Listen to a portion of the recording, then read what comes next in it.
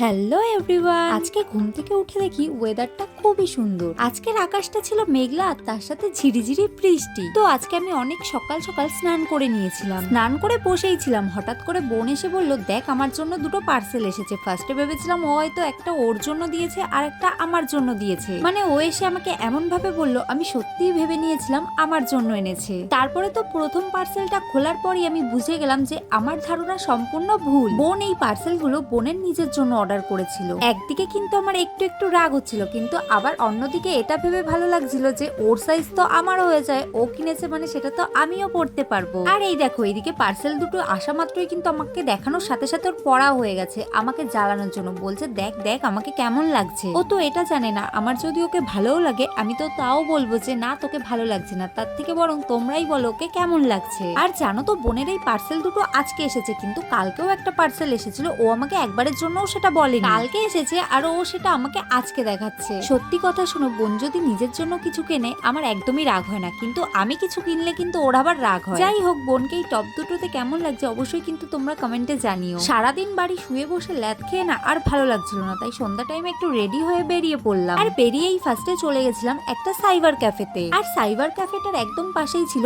একটা বিশাল বড় আম গাছ। আর আমি কিন্তু দাঁড়িয়েছিলাম ওই আম গাছটার নিচে। আর ঠিক তখনই গাছ থেকে টুপ করে একটা আম এসে আমার সামনে পড়লো। আর আমি তো তাড়াতাড়ি গিয়ে আমটাকে তুলে নিলাম। আর এই আমটা কিন্তু ছিল পুরোপুরি গাছ পাকা আম। তারপরে তো সাইবার ক্যাফের কাজ মিটিয়ে ফার্স্টে খেয়ে নিলাম একটা আমুল কুল। আমুল কুলটা খেয়ে তো খিদে মেটেনি, তাই আমরা চলে গেছিলাম একটা রেস্টুরেন্টে। আর রেস্টুরেন্টে গিয়ে লিমা যা শুরু করেছে তা তোমাদের বললাম না। আর তারপরে বাড়ি এসে দেখলাম ডট অ্যান্ড কি থেকে আমার একটা পার্সেল এসেছে।